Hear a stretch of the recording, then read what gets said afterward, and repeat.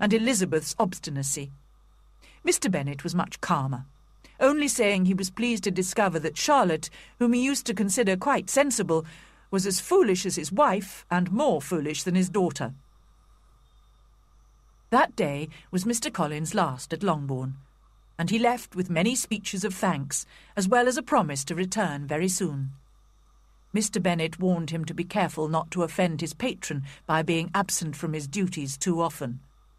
But Mr. Collins, although extremely grateful for this sign of Mr. Bennet's cousinly affection for him, was naturally eager to return to Hertfordshire to see his future wife. Only 2 weeks later he did, in fact, come back to stay at Longbourn, but spent most of his time at Lucas Lodge, making arrangements for the wedding. Mrs. Bennet still felt very offended by him, but she was now becoming anxious about something even more important: Mr. Bingley's continued absence. Day after day had passed with no news since the arrival of Caroline Bingley's letter. Elizabeth was now rather worried, and Jane feared the worst. Finally, a second letter arrived from Caroline Bingley, and when Jane read it, she realised that all hope was over.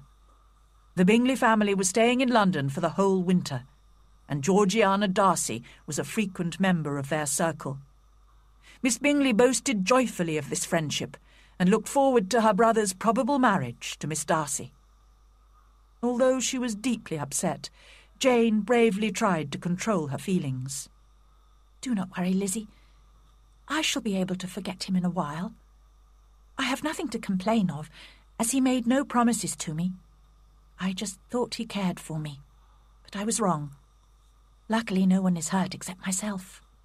"My dear Jane," said Elizabeth, "you are too good. You always think the best of everybody. Now I think the worst of most people, and do not see much real value or common sense around me. Mr. Bingley, for example. He may not be intending to hurt you, but misery can be caused by someone being just weak and indecisive. I'm convinced his sisters and his friend Mr. Darcy are trying to influence him against you. Another example is Charlotte. I can't understand how she could agree to marry such a self-important, proud, silly man." "Dear Lizzie," said Jane, "we must respect Charlotte's decision. She may well be happy with Mr. Collins. And as for Mr. Bingley, we shouldn't expect a sociable young man to be so careful of his behaviour. Women often imagine admiration means more than it really does. And men want that to happen." "I prefer to believe that I was mistaken in thinking he cared for me, and that his sisters love him and approve of his wish to marry Miss Darcy. I don't want to think badly of him or his sisters. That would be worse than anything." Elizabeth had to accept Jane's wishes, and from then on, Mr. Bingley's name was seldom mentioned between them. Chapter 6. Elizabeth visits Mr. and Mrs. Collins. The following Monday, Mrs. Bennet had the pleasure of receiving her brother and his wife, who came, as usual, to spend Christmas at Longbourn. Mr. Gardiner was a sensible, gentlemanlike man. The Netherfield ladies would have had difficulty in believing that a man who lived by buying and selling could be so well-mannered and agreeable.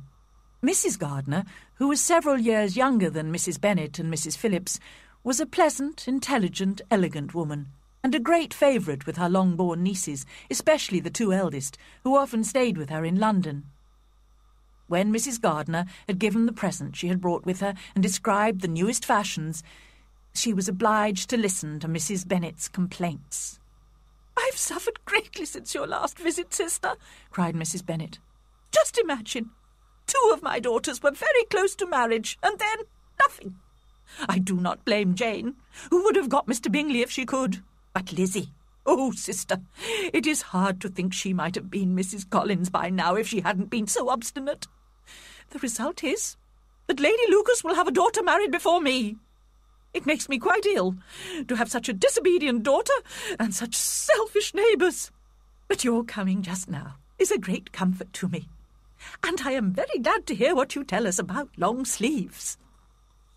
Mrs. Gardiner made a suitably sympathetic reply to her sister-in-law, and later that day found the opportunity to discuss the matter in more detail with Elizabeth alone. "I am sorry for Jane," she said kindly. "But, Lizzie, these things happen so often.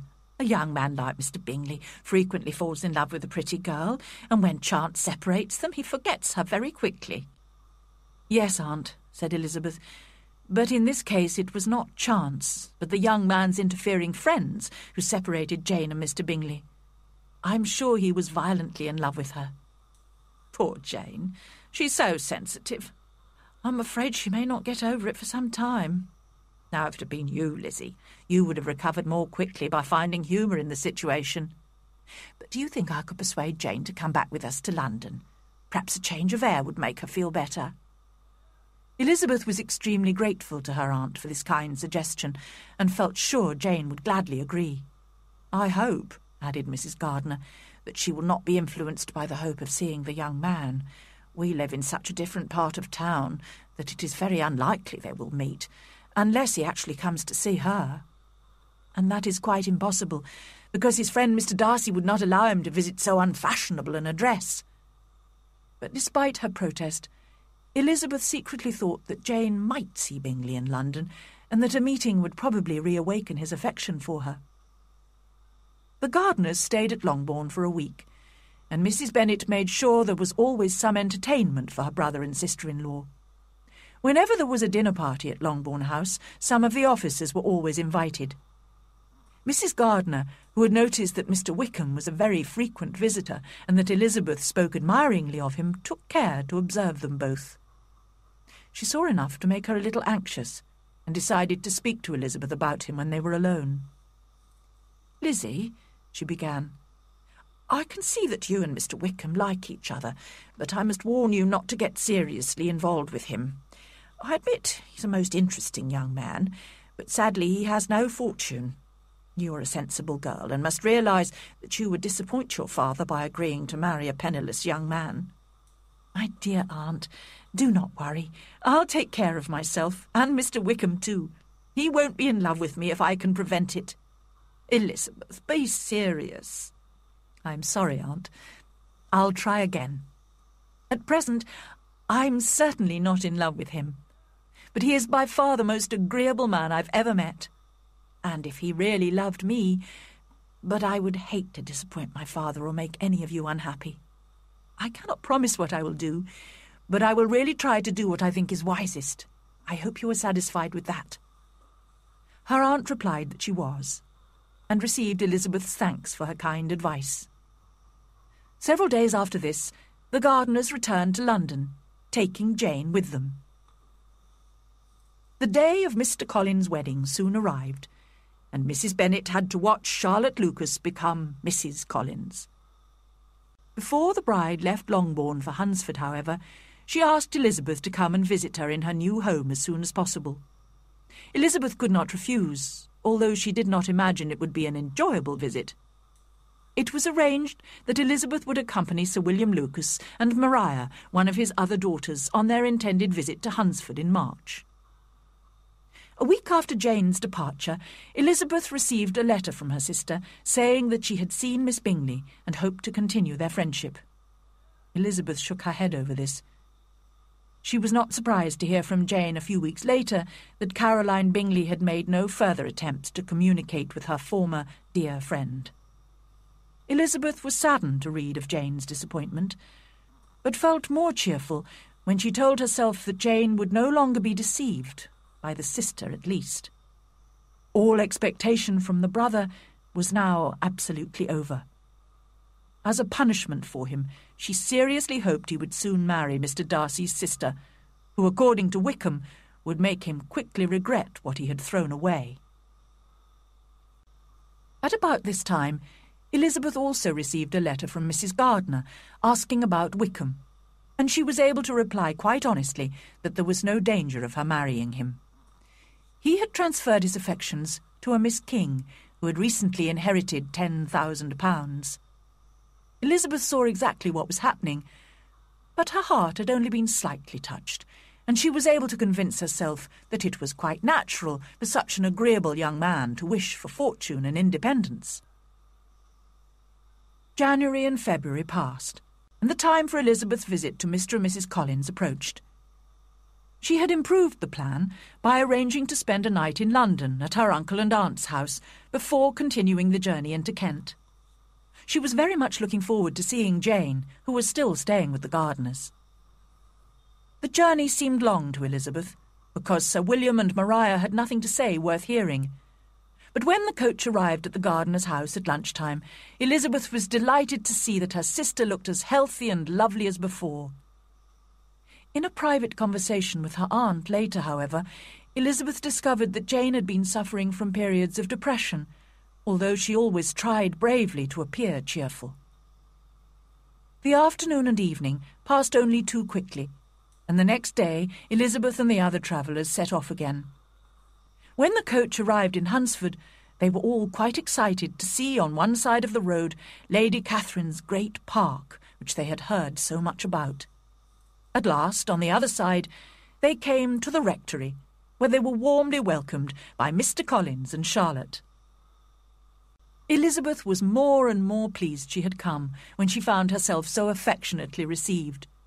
She saw instantly that marriage had not changed her cousin's manners. He insisted on greeting them all with formal politeness and long speeches, and showed them round the house, explaining its many good points in exhausting detail. Elizabeth could not help thinking that perhaps he was speaking particularly to her, as if wishing to make her feel what she had lost in refusing him. But although everything seemed neat and comfortable, she was unable to please him with a sigh of regret. In fact, she wondered how Charlotte could look so cheerful with such a companion. But whenever Mr. Collins said anything of which his wife might be ashamed, which was quite often, Charlotte wisely did not appear to be listening. And when Mr. Collins showed them proudly round his garden, in which he himself enjoyed working, Elizabeth admired the serious way in which Charlotte praised gardening as a most healthy exercise, and admitted encouraging her husband to work outdoors as much as possible. Elizabeth had to confess to herself that, surprisingly, Charlotte really appeared to be happy. When Mr. Collins could be forgotten, the house seemed very pleasant and comfortable, and from Charlotte's evident enjoyment of her home, Elizabeth supposed he must often be forgotten. The visitors had only been in the house for a day, when a message came from Lady Catherine, inviting them all to dinner at Rosings Park the next day. Mr. Collins was delighted and congratulated his guests on their good luck. "I confess that I might have expected her ladyship to invite us all to drink tea at Rosings on Sunday," he said, "but to invite the whole party to dinner so soon after your arrival too. What a generous and considerate lady she is." The whole of the rest of that day and the next morning was spent discussing their visit to Rosings. This made Sir William and Maria quite nervous when the moment came to walk across the park and enter the great lady's house. Elizabeth, however, was unimpressed by what she had heard of Lady Catherine, and remained calm. She was interested to see that Lady Catherine was a tall, large woman, who held herself stiffly and proudly, and received her guests with an air of disdain. She spoke loudly and decidedly on every matter, and was clearly convinced of her superiority over other people. Her daughter Anne was completely different, a small, thin, ill-looking lady who spoke very little and only in a whisper. The dinner was very good, and was highly praised by Mr. Collins. His repeated compliments, which Elizabeth thought were embarrassing, appeared to please Lady Catherine very much. After dinner, her ladyship talked continuously, giving her opinions without any fear of contradiction or even comment. She then asked Elizabeth many detailed questions about her education, her sisters, and her father's income. Although Elizabeth considered these questions extremely personal and almost rude, she answered them politely and calmly. At the end of the long evening, the visitors were driven home in Lady Catherine's carriage, while Mr. Collins praised his patron for her elegance, intelligence, and hospitality. This visit was repeated twice a week, but there was little other entertainment in Hunsford. Elizabeth had pleasant conversations with Charlotte, or read books, or walked along a narrow path by Lady Catherine's park, which no one else seemed to use. It was a quiet life, but she was satisfied with it. However, 2 weeks after her arrival in Hunsford, she heard that some visitors were coming to stay at Rosings. Lady Catherine's nephew, Mr. Darcy, was expected soon, accompanied by his cousin, Colonel Fitzwilliam. The next day, the 2 gentlemen arrived, and came almost immediately to the rectory. Colonel Fitzwilliam was about 30, not handsome, but very gentlemanly, and he talked pleasantly to the ladies. But Mr. Darcy looked as cold and proud as ever, and after greeting Mrs. Collins, spoke only a few stiffly polite words to Elizabeth. She took the opportunity of asking him if he had by any chance seen Jane in London recently, and thought he looked a little confused when he answered that he had not had that pleasure. Soon after that, the 2 gentlemen returned to Rosings. Colonel Fitzwilliam's manners were very much admired by the ladies, who felt that he would add considerably to the enjoyment of their evenings at Rosings. But it was not until Easter Day that they received an invitation from Lady Catherine, and when they arrived in her sitting-room, it was clear that she was far more interested in her nephews than in her other guests. Colonel Fitzwilliam, however, seemed really glad to see them, and he came at once to sit beside Elizabeth. They talked so agreeably and amusingly together that Mr. Darcy turned his eyes towards them and looked curiously at them several times. When her ladyship also noticed, she called loudly across the room, "Fitzwilliam, what are you talking about with Miss Bennet? Let me hear what it is." "We're speaking of music, madam," he said, when no longer able to avoid a reply. "Of music? Then please speak to all of us. I must have my share in the conversation if you are speaking of music. There are few people in England, I suppose, who have more true enjoyment of music than myself, or a better natural taste.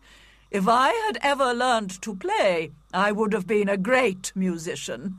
But I often tell young ladies practice is very important. I have told Miss Bennet several times that she will never play really well unless she practices more, and she is very welcome to come to Rosings and practice on the piano in the servants' hall. She won't be in anyone's way there, I can promise her." Mr. Darcy looked a little ashamed of his aunt's insensitive words. Meanwhile, Colonel Fitzwilliam had persuaded Elizabeth to play some music, and she sat down at the piano. But when she had started playing, Mr. Darcy went to stand in front of the piano where he had a good view of her face. At the end of her first piece of music, Elizabeth said, smiling, "You intend to frighten me, Mr. Darcy, by coming to listen to me, but I'm obstinate and won't be frightened." "I don't think you really believe I intend to alarm you, and I've had the pleasure of knowing you long enough to be aware that you occasionally enjoy stating opinions which are not your own." Elizabeth laughed at this picture of herself, and said to Colonel Fitzwilliam, "Your cousin will teach you not to believe a word I say.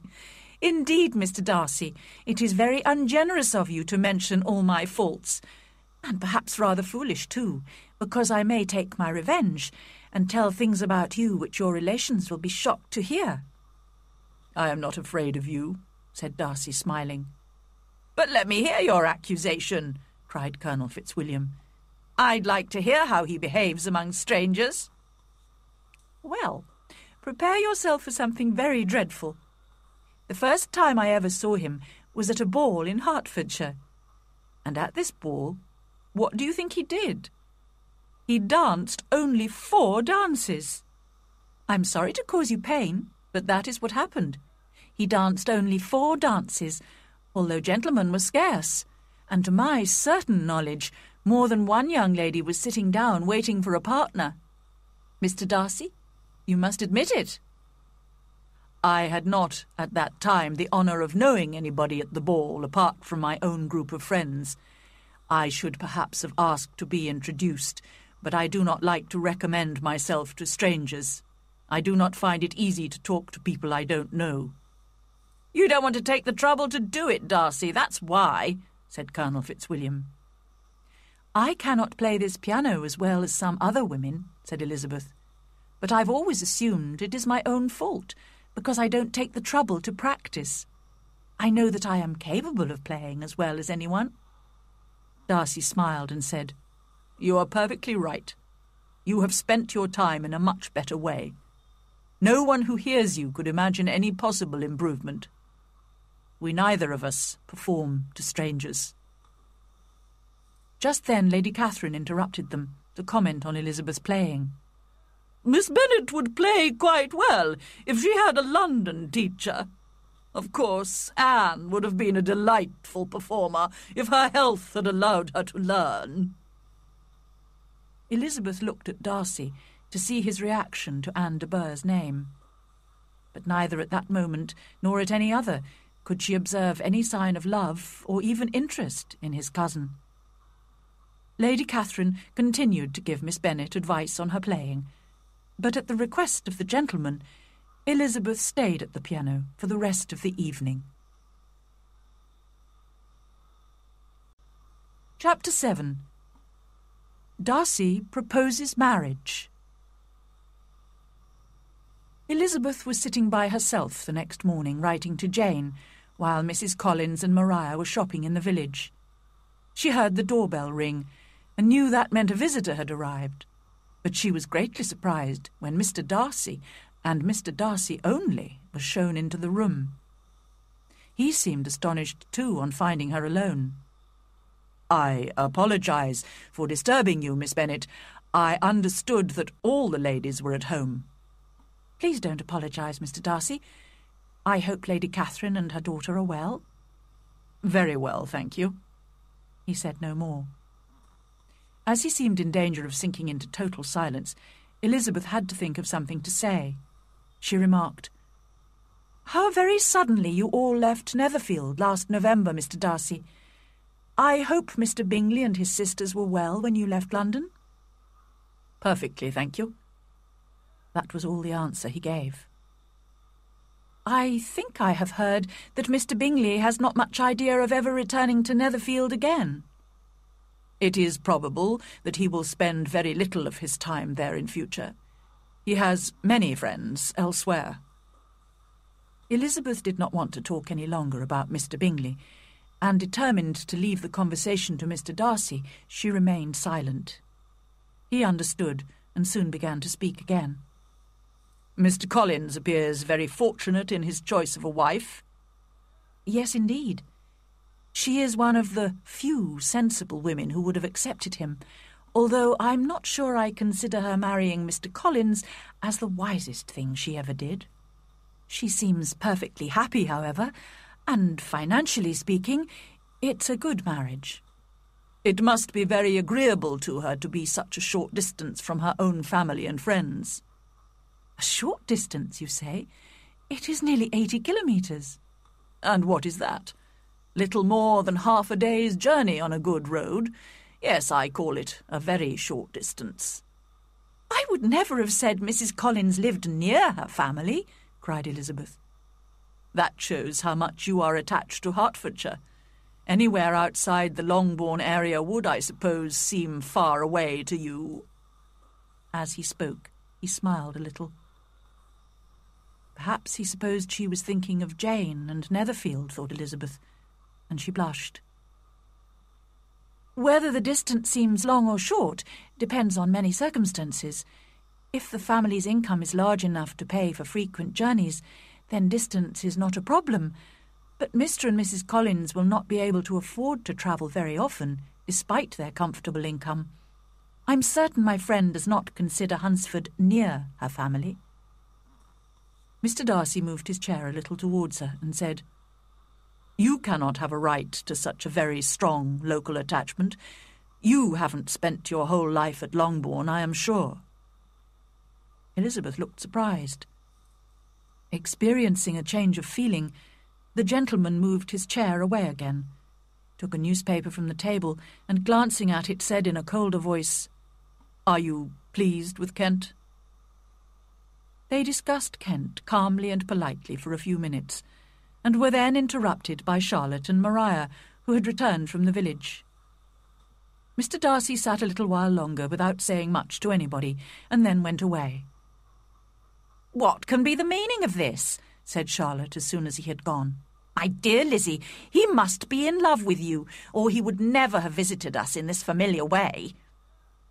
But when Elizabeth described his silence, that did not seem likely, even to hopeful Charlotte, and they could only suppose that he had nothing better to do. In fact, from now on, both Mr. Darcy and Colonel Fitzwilliam called regularly at the rectory. It was obvious that Colonel Fitzwilliam came because he enjoyed talking to the ladies, and Elizabeth was reminded by her own satisfaction in being with him, as well as by his evident admiration of her former favourite, Wickham.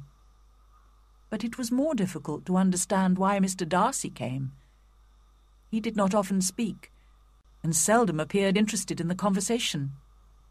Even Charlotte, who observed Mr. Darcy closely, was not sure whether he admired Elizabeth or not, and began to hope that perhaps her friend might marry Colonel Fitzwilliam instead.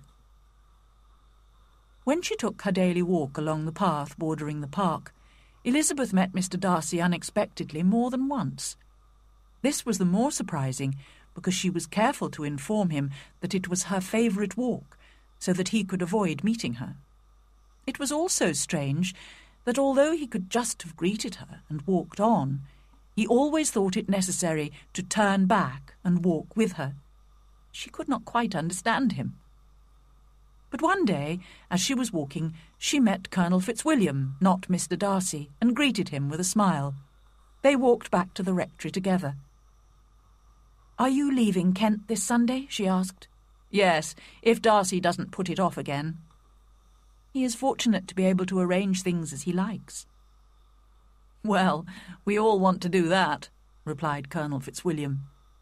"But he is used to doing what he likes because he is rich, and many others are poor. I, for example. I'm a younger son, you know, and won't inherit my father's fortune, so I shall never be rich or independent like Darcy." "Now, seriously, you cannot call yourself poor. When have you ever suffered because of lack of money?" "Well, perhaps I haven't really suffered much yet, but there are difficulties. A younger son doesn't have a free choice when marrying. He cannot afford to marry a girl with no fortune." Elizabeth blushed, thinking that he might mean her, and began to talk of something else. She asked him about Darcy's sister, and mentioned that the Bingley sisters liked her very much. "Bingley? Yes, I know them. Their brother is very pleasant. A great friend of Darcy's," answered Colonel Fitzwilliam. "Oh, yes. Mr. Darcy is extremely kind to Mr. Bingley and takes very good care of him," said Elizabeth dryly. "Yes, I believe Darcy does take care of Bingley. I'm thinking of a recent situation which Darcy was telling me about on the journey here. He was congratulating himself on having saved a friend from a most foolish marriage. Of course, I'm not sure the friend was Bingley, as Darcy didn't mention the name." "Did Mr. Darcy give you his reasons for interfering?" "I understood that there were some very strong objections to the lady." Elizabeth could not speak for a moment. When she was able to control her anger, she changed the conversation. As soon as they reached the rectory, she said goodbye to Colonel Fitzwilliam and went straight upstairs to her room. At last she could think without interruption about what he had told her. Bingley must have been the friend to whom Darcy was referring. She had always assumed that Darcy was involved in the plan to separate Jane and Bingley, but now it appeared that he, not Miss Bingley, was the main cause of all that Jane had suffered and still continued to suffer. The very strong objections to the lady probably consisted of having one uncle who was a country lawyer and another who was in business in London.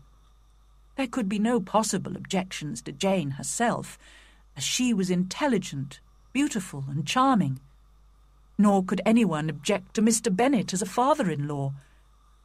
When Elizabeth thought of her mother, she felt a little less confident. She was still convinced, however, that Mr. Darcy was interested in high-born connections rather than character or common sense. It was this, the worst kind of pride, which had destroyed for a while every hope of happiness for the most affectionate, generous heart in the world. Thinking about all this made Elizabeth so upset and unhappy that she soon had a headache. It grew so much worse in the evening, and she was so unwilling to see Mr. Darcy that she decided not to go to Rosings that evening with Mr. and Mrs. Collins. Instead, she stayed in the rectory sitting-room, rereading Jane's recent letters from London. She was saddened to discover that although Jane never complained or referred to the past, in almost every line there was a lack of cheerfulness which Elizabeth had not noticed the first time, and which now made her rather anxious. She was relieved to think that Darcy would be leaving Rosings in 2 days' time, and she herself would be with Jane in less than 2 weeks. Colonel Fitzwilliam would also be leaving with Darcy, but he had made it clear that he had no intention of proposing to her, so she did not intend to be unhappy about him. Just then she heard the doorbell, and wondered if it might be Colonel Fitzwilliam come to inquire about her health. But to her astonishment, she saw Mr. Darcy walk into the room. In a hurried manner, he began to ask how she was feeling. She answered him with cold politeness. He sat down for a few moments, and then, getting up, walked about the room. Elizabeth was surprised, but said nothing. After a silence of several minutes, he came towards her, with none of his usual calmness, and said, "In vain have I struggled. It is no good. I cannot conquer my feelings. You must allow me to tell you how warmly I admire and love you." Elizabeth stared, blushed, doubted, and was silent. He considered this sufficient encouragement, and confessed all that he felt and had felt for a long time for her. He expressed himself well, but it was not only of love that he spoke. He also talked of his pride, and his sense of her social inferiority, which had made him struggle against his feelings for so long. In spite of her dislike for him, Elizabeth appreciated what a compliment such a man's affection was, and was at first sorry for the pain he was about to receive. But soon, as she heard his references to her inferior position, she lost all pity and became very angry. She waited patiently, however, until he had finished. He ended by describing the strength of his love for her, which, in spite of all his attempts, he had been unable to conquer with arguments of reason and common sense. And finally, he asked for her hand in marriage. She could see that he had no doubt of a favourable answer, which only made her angrier. "I believe society considers it correct in cases like this," she replied, "to express grateful thanks. So if I could feel grateful, I would now thank you. But I cannot. I have never wanted your good opinion of me, and I cannot accept it. I am sorry to hurt anyone, but it has not been done deliberately, and I hope the pain will not last long.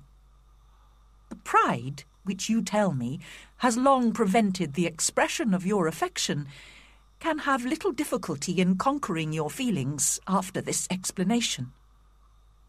Mr. Darcy, whose eyes were fixed on her face, was both angry and surprised by her words. His face went pale, and he was clearly struggling to control himself. There was a dreadful pause, and then he spoke in a voice of forced calmness.